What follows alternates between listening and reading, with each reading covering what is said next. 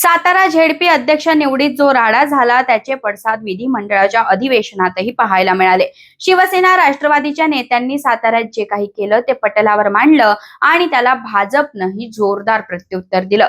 या प्रकरणात स्वतः उपमुख्यमंत्री एकनाथ शिंदे आणि मुख्यमंत्री देवेंद्र फडणवीस यांनाही निवेदन करावं लागलं। परंतु या सगळ्यांमध्ये एक गोष्ट समोर आली ती म्हणजे कोरेगावचे शिवसेना आमदार महेश शिंदे जे भाजपच्या सातारा झेडपी नवनिर्वाचित अध्यक्ष प्रिया शिंदे यांचे पती आहेत। त्यांनी या प्रकरणावर आतापर्यंत एकही शब्द काढला नाही। यावरून स्पष्ट दिसतंय का महेश शिंदे हे भाजपच्या जवळ जात असल्याचं।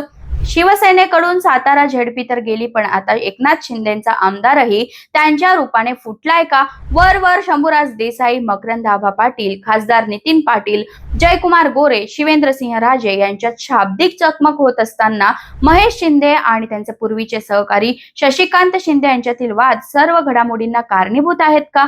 याचीच सगळी स्टोरी मी या व्हिडिओत तुम्हाला सांगणार आहे। 2 दिवसांपूर्वी सातारा जिल्हा परिषदेमध्ये भाजपनं आवश्यक ते संख्याबळ नसतानाही आपली सत्ता स्थापन केली। भाजपकडून शिंदेच्या शिवसेनेचे कोरेगावचे आमदार महेश शिंदे यांच्या पत्नी डॉक्टर प्रिया शिंदे यांना अध्यक्ष केलं। तिकडे राष्ट्रवादी आणि शिंदे शिवसेनेकडे बहुमत असतानाही सत्तेपासून त्यांना दूर राहावं लागलं। या सगळ्या प्रकरणात सातारचे पालकमंत्री शंभूराज देसाई यांनी स्वतः राष्ट्रवादीचे मकरंद आभा पाटील यांच्या सहकार्याने लक्ष देऊन शेवटपर्यंत सत्ता स्थापनेसाठी प्रयत्न केले। परंतु ऐनवेळी मंत्री शिवेंद्रसिंह राजे आणि जयकुमार गोरे यांनी डाव हाणला। या सगळ्या प्रकरणाचे पडसाद सध्या सुरू असलेल्या अर्थसंकल्पीय अधिवेशनात पडायला सुरू झाले। साताऱ्यातल्या राष्ट्रवादी आणि शिंदे सेनेच्या आमदार आणि मंत्र्यांनी झेडपीच्या प्रांगणात जे काही झालं ते सर्व पटलावर मांडलं। तिकडे उपसभापती नीलम गोऱ्हे यांनी तातडीने सातारचे एसपी तुषार दोशींना निलंबितही केलं।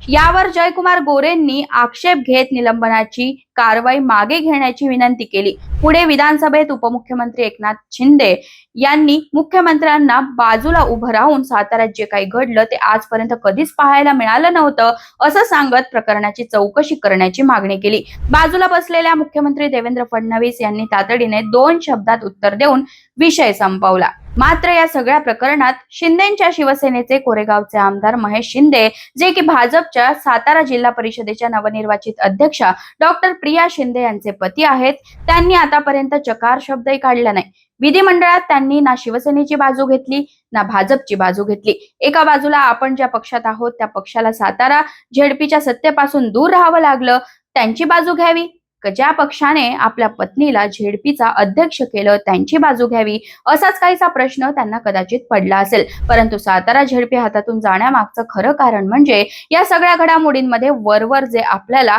आरोप प्रत्यारोप करणाऱ्या नेत्यांपेक्षा शांत असलेले कोरेगावचे आमदार महेश शिंदे असल्याचं आता लपून राहिलेलं नाही। राष्ट्रवादीचे शशिकांत शिंदे आणि त्यांच्यातील वाद हा तसा पहिलाच, परंतु आता शिवसेना राष्ट्रवादीला सत्तेपासून दूर ठेवून महेश शिंदे भाजपशी जवळीक वाढवत आहेत का, अशी दबक्या आवाजात साताऱ्यात चर्चाही सुरू आहे।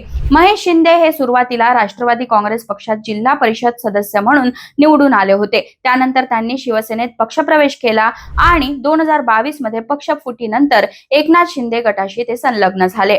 त्यापूर्वीच त्यांनी सुरुवातीला 2019 आणि तदनंतर 2024 मध्ये राष्ट्रवादीच्या शशिकांत शिंदे यांचा पराभवही केला होता।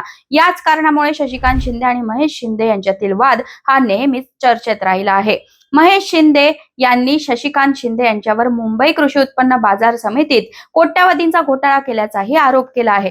त्यासोबतच मुंबईतील बिल्डर गुरुनाथ चिंचकर यांच्या आत्महत्येवरूनही दोघांमध्ये आरोप झाले। सातारा झेडपी अध्यक्ष निवडीनंतर शशिकांत शिंदे यांनी महेश शिंदे यांच्यावर टीका करत खोट्या ओबीसी प्रमाणपत्रावर आपल्या पत्नीला झेडपी अध्यक्ष केल्याने त्यांची आता उतरती कळा लागल्याचीही टीका केली।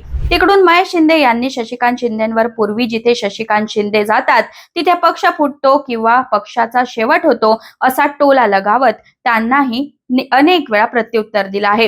एकंदरीत सातारा झेडपी अध्यक्ष निवडीवरून जे राजकारण घडलं त्याला शशिकांत शिंदे आणि महेश शिंदे यांच्या वादाची किनार आहे हे स्पष्ट दिसून आलंय। शशिकांत शिंदे यांनी गद्दारांनी निष्ठेचे धडे शिकवू नयेत, 2029 ला राजकीय शेवट करू अशी टीकाही केली। पण या टीकेला महेश शिंदे यांनी उत्तर न देता विधिमंडळाबाहेर जयकुमार गोरेंशी जोरदार मिठी मारत अप्रत्यक्षपणे उत्तर दिलं। या सगळ्या घडामोडीवरून महेश शिंदे हे भाजपच्या जवळ गेल्याचं स्पष्ट दिसून येत आहे. एकनाथ शिंदे यांच्या शिवसेनेच्या हातातून सातारा झेडपी तर गेली आहे, परंतु आता त्यांच्या कारेगावचा एक आमदारही फुटलाय का, याचे उत्तर या सर्व घडामोडीवरून तुम्हाला समजलंच असेल. महायुतीतला हा वाढत जाणारा विशेषतः शिवसेना आणि भाजप मधला वाद पुढील काही दिवसांमध्ये अजून तीव्र होण्याची शक्यता आहे. कारण अजून 20 जिल्हा परिषदांच्या निवडणुका बाकी आहेत. त्या निवडणुकांच्या पूर्वी आणि निवडणुकांच्या नंतरही या दोन्ही पक्षातील अटीतटीच्या लढाई सुरूच राहतील, परंतु पुढचे 3.5 वर्ष एकमेकांची साथ सोडता येणार नाही. या काळात एकनाथ शिंदे भाजपशी कसं जुळवून राहतात हेही पाहणं तेवढंच गरजेचं आहे. एकंदरीत सातारा जिल्हा परिषद अध्यक्ष निवडीत जे काय घडलं त्यावरून तुम्हाला काय वाटतं? खरंच सातारा झेडपी शिवसेनेच्या हातातून गेलीये आणि आता आमदारही फुटला आहे का? खरा वाद शशिकांत शिंदे आणि महेश शिंदे यांच्यातील आहे का? कमेंट करून जरूर सांगा आणि हा व्हिडिओ जास्तीत जास्त शेअर करा.